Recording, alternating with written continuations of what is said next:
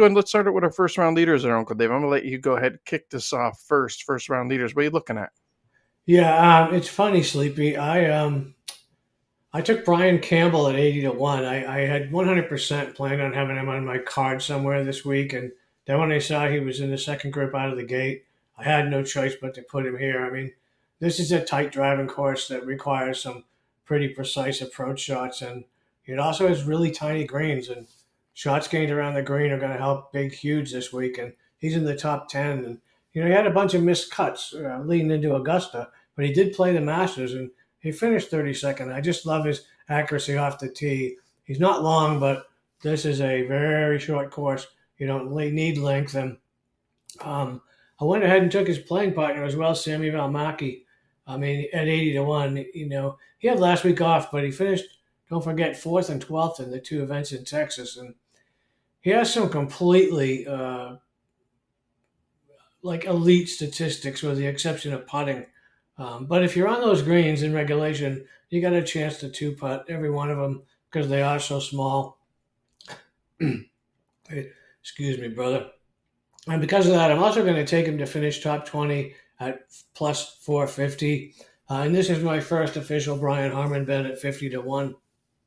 I mean, if you know, you know. I was going to do this in part of his recent play, of course, but also in part, this is essentially a home game for Harman. He was born and raised in Savannah, which, if any of you know, is about 2 long tee shots from Hilton Head. So, Sammy, Brian Harman, and Brian Campbell.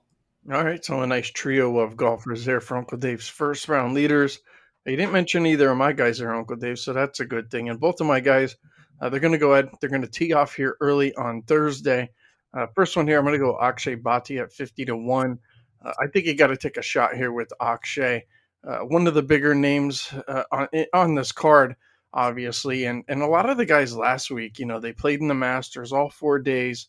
And I think that Akshay will probably be very aggressive here in the first and second round. Just seeing if it's if it's even worth going ahead trying to make, a full 4-day run here. So it's an interesting aspect that I went ahead and looked at for this one is, how are these big name guys that, all played last week? How are they going to approach, this tournament? Akshay's been pretty good. Finished 18th here a year ago. He's been, I think he's probably bringing his best game right now versus the last 2 trips that he has here at Harbor Town.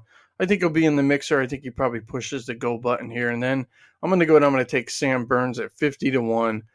Like I said, Burns goes out early.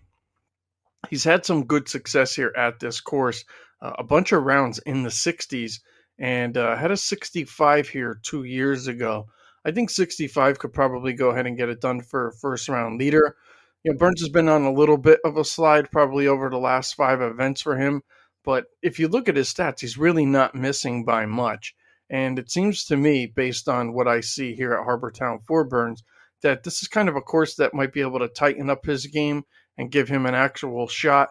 I haven't used Sam Burns a whole lot over the last couple of weeks. So I'm going to go ahead. I'm going to plug Sam Burns in here at 50 to 1. So those are my 2 first round leaders, Akshay Bhatia 50 to 1, Sam Burns 50 to 1. And I found those on FanDuel.